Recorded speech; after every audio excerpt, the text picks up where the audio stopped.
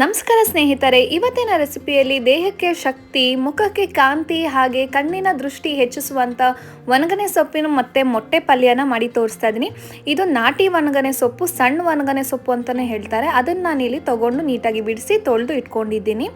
Next ಈಗ ಪಲ್ಯಕ್ಕೆ ಒಂದು ಬಾಣಲಿಗೆ ಒಂದು ಸ್ವಲ್ಪ ಎಣ್ಣೆನ ಹಾಕೋತಾ ಇದ್ದೀನಿ. ಅದಕ್ಕೆ ಒಂದು ಸ್ವಲ್ಪ ಜೀರಿಗೆನ ಹಾಕ್ತಾ ಇದ್ದೀನಿ. ನೀವು ಬೇಕಿದ್ರೆ ಸಾಸಿವೆ ಕೂಡ ಇಲ್ಲಿ ಆ್ಯಡ್ ಮಾಡ್ಕೋಬೋದು. ನೆಕ್ಸ್ಟ್ ಇಲ್ಲಿ ನಾನು ಕಟ್ ಮಾಡಿರೋಂಥ ಒಂದು 4 ಹಸಿಮೆಣ್ಸಿನ್ಕಾಯಿನ ಮೊದಲೇ ಎಣ್ಣೆಯಲ್ಲಿ ಫ್ರೈ ಮಾಡ್ಕೊತಾ ಇದ್ದೀನಿ.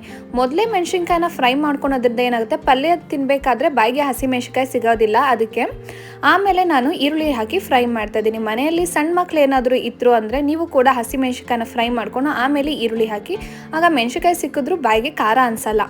ನೆಕ್ಸ್ಟ್ ಇದಕ್ಕೆ ನಾನು ಬರೀ ಒಂದೇ ಒಂದು ಟೊಮೆಟೊನ ಹಾಕ್ತಾ ಇದ್ದೀನಿ. ಹಾಗೆ ಒಂದು ಸ್ವಲ್ಪ ಕರ್ಬೇವಿನ ಸೊಪ್ಪನ್ನ ಹಾಕ್ಕೊಂಡು ಇದನ್ನೆಲ್ಲನೂ ಚೆನ್ನಾಗಿ ಫ್ರೈ ಮಾಡ್ಕೊತಾ ಇದ್ದೀನಿ. ಟೊಮೆಟೊ ಸಾಫ್ಟ್ ಆಗಬೇಕು, ಈರುಳ್ಳಿ ಕೂಡ ಚೆನ್ನಾಗಿ ಫ್ರೈ ಆಗಬೇಕು.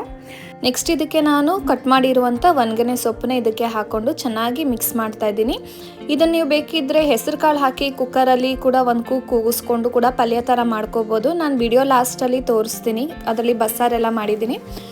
ಸೊ ಈಗ ಇದಕ್ಕೆ ಒಂದು ಸ್ವಲ್ಪ ಉಪ್ಪನ್ನ ಹಾಕ್ಕೊಂಡು ಲಿಡ್ನ ಕ್ಲೋಸ್ ಮಾಡಿ ಒಂದು 5 ರಿಂದ 10 ನಿಮಿಷ ಮೀಡಿಯಮ್ ಟು ಲೋ ಫ್ಲೇಮಲ್ಲಿ ಇದನ್ನು ಬೇಯಿಸ್ಕೋಬೇಕು. ಸೊಪ್ಪೆ ನೀರು ಬಿಡುತ್ತೆ, ಸೊ ಅದರಿಂದ ನೀರೆಲ್ಲ ಹಾಕೋ ಅವಶ್ಯಕತೆ ಇಲ್ಲ. ಮೀಡಿಯಮ್ ಟು ಲೋ ಫ್ಲೇಮಲ್ಲಿ ಇಟ್ಟು ಬೇಯಿಸ್ಕೊಂಡ್ರೆ ಸಾಕಾಗುತ್ತೆ. ನೋಡಿ, ಈಗ ಸೊಪ್ಪೆಲ್ಲ ಚೆನ್ನಾಗಿ ಬೆಂದಿದೆ. ಈಗ ಸೊಪ್ಪನ್ನೆಲ್ಲ ಒಂದು ಸ್ವಲ್ಪ ಸೈಡಿಗೆ ತಳ್ಕೊಂಡು ಮಧ್ಯದಲ್ಲಿ ಒಂದು ಸ್ವಲ್ಪ ಎಣ್ಣೆನ ಹಾಕ್ತಾ ಇದ್ದೀನಿ.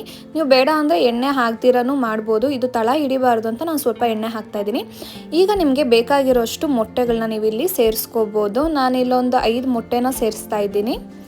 ನೀವಿಲ್ಲಿ ನಿಮಗೆ ಎಷ್ಟು ಮೊಟ್ಟೆ ಬೇಕು ಅದ್ರ ಮೇಲೆ ನೀವು ಮೊಟ್ಟೆಯನ್ನು ಹಾಕ್ಕೋಬೋದು. ನೀವು ಪಲ್ಯ ಜಾಸ್ತಿ ಬೇಕು ಅಂದರೆ ಇನ್ನೂ ಸ್ವಲ್ಪ ಜಾಸ್ತಿ ಮೊಟ್ಟೆನೂ ಕೂಡ ಸೇರಿಸ್ಕೊಬೋದು, ಇಲ್ಲ ಅಂದರೆ ಕಮ್ಮಿ ಮೊಟ್ಟೆನೂ ಕೂಡ ನೀವಿಲ್ಲಿ ಬಳಸ್ಬೋದು. ಇದಕ್ಕೊಂದು ಸ್ವಲ್ಪ ಧನಿಯಾ ಪುಡಿನ ಹಾಕೋತಾ ಇದ್ದೀನಿ. ಮೊದಲು ಮೊಟ್ಟೆನೆಲ್ಲ ಒಂದು ಸ್ವಲ್ಪ ಈ ರೀತಿ ಫ್ರೈ ಮಾಡಿಕೊಂಡು ನೆಕ್ಸ್ಟ್ ಅದನ್ನೆಲ್ಲ ಪಲ್ಯಗೆ ಮಿಕ್ಸ್ ಮಾಡಿಕೊಂಡು ಚೆನ್ನಾಗಿ ಹುರ್ಕೋತಾ ಇದ್ದೀನಿ.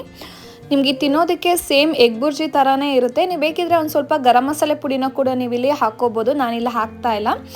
ಮೊಟ್ಟೆ ಬೇಡ ಅಂದರೆ ಕಾಳುಗಳನ್ನು ಕೂಡ ಸೇರಿಸ್ಕೊಂಡು ನೀವು ಪಲ್ಯನ ಮಾಡ್ಕೋಬೋದು. ವಿಡಿಯೋ ಕೊನೆಯಲ್ಲಿ ನಾನು ಆ ಬಸ್ಸಾರನ್ನ ಮಾಡಿರೋವಂಥ ಲಿಂಕ್ನ ಹಾಕಿರ್ತೀನಿ, ಅದನ್ನು ನೋಡಿ ನೀವು ಹೇಗೆ ಮಾಡ್ಬೋದು ಅಂತ ತಿಳ್ಕೊಬೋದು. ವಿಡಿಯೋ ಇಷ್ಟ ಆಗಿದ್ರೆ ಲೈಕ್ ಮಾಡಿ, ಶೇರ್ ಮಾಡಿ, ಹಾಗೆ ಸಬ್ಸ್ಕ್ರೈಬ್ ಆಗಿ ಫ್ರೆಂಡ್ಸ್. ಧನ್ಯವಾದಗಳು.